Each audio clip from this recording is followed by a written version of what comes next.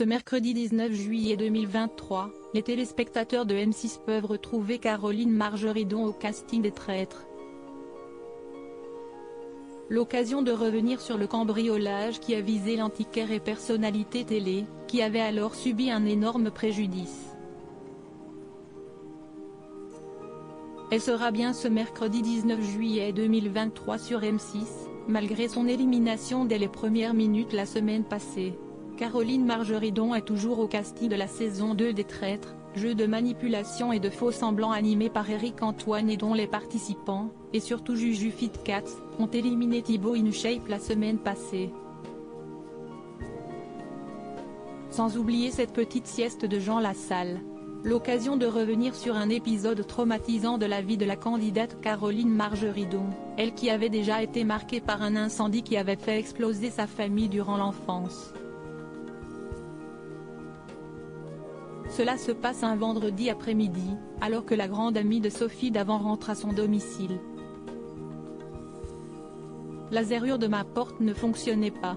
Sans me poser plus de questions que ça, j'ai pris l'ascenseur pour emprunter ma seconde porte, celle qui amène directement dans mon dressing. J'ai ouvert et, là, je ne sais pas si c'était de la stupeur ou de l'incompréhension, j'ai vu l'étagère de mes sacs vides, se souvient-elle dans son autobiographie Libre, parue chez Plomb. Elle continue, j'ai couru dans ma chambre, sur mon lit toutes mes boîtes à bijoux étaient renversées. Sur le moment je n'y croyais pas, même si mes yeux me prouvaient le contraire.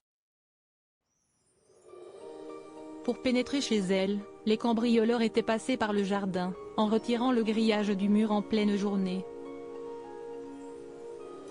J'avais 40 ans de stock, je ne vous explique pas le choc, c'était toute ma retraite, ajoute la compagne du très discret Pascal, avec qui elle était apparue publiquement récemment. Avant d'ajouter un peu plus loin, un cambriolage est vraiment très dur à vivre tant les cambrioleurs ont pénétré au cœur de votre intimité. Le préjudice, lui, est immense, j'avais fait expertiser une partie de mes bijoux jusqu'en 2015. J'avais une petite idée du montant total. J'ai commencé à additionner.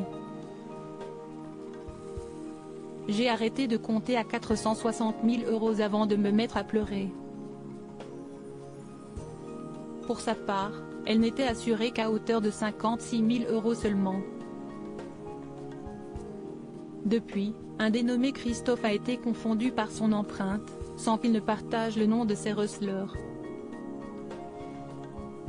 Comme le dit si bien Caroline Margeridon, être médiatique n'a pas que des avantages.